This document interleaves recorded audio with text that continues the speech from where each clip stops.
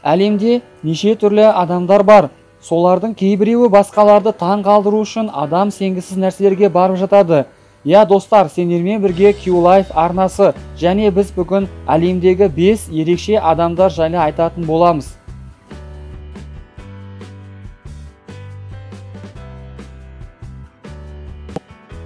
Денесінде 222 мемлекеттің туы салынған адам. 67 жастағы үнділік Геннес Риши тағы да Геннестің рекордтар кітабына енуді қалады. Бұл жолы ол өзінің денесіне әлемнің барлық мемлекеттерінің туын салды. Өте әсерлі көрініс. Оның денесінде небәрі 220 мемлекеттің туы салынған. Бұдан алдын Геннес Риши биіктігі 162 сантиметрді құрайтын қант текшелеріне мұнара салып, Геннестің рекордтар кітабына енгізілген болатын. Кірпіш шүйгіш адам. 30 жастағы Пакераппа Хуанагунди Үндістанның Карнатака деп аталатын штатында өмір сүреді. Бір қызығы, ол соңғы 20 жылдан бері күн сайын шамамен 3 килограмм кірпіш, балшық және қиыршықтарды ас ретінде тұтынып келе жатыр. Бұндай ас тұтыну оның денсаулығына ешқандай зиян бермейді. Бұндай аурудың аты пик ауруы. Ондай аурумен ауырған адамдар жеуге болмайтын нысандарды жегісі келіп тұрады екен. Ал Хуанагундидің айтуы бойынша, ол ондай кірпіштерді жегенді жақсы көреді, және ол оның өмірінің бір бөлшегі. Көк түсті адам.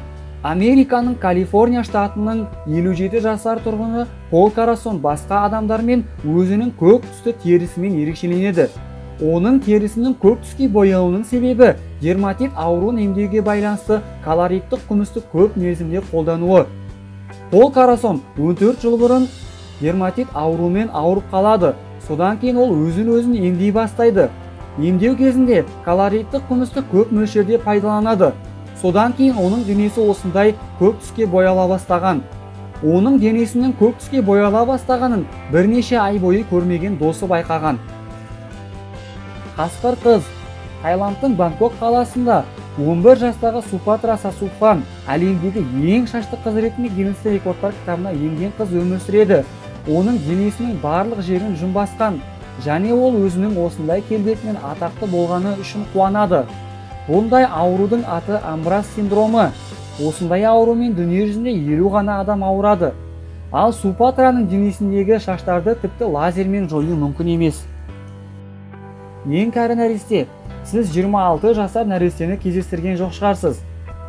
Джейли Линго дүние жүзіндегі ең кәрі нәресте болып есептелінеді. Ол Үндістанда өмір сүреді. Оның бойы небәрі 84 сантиметр, ал салмағы 11 килограмм.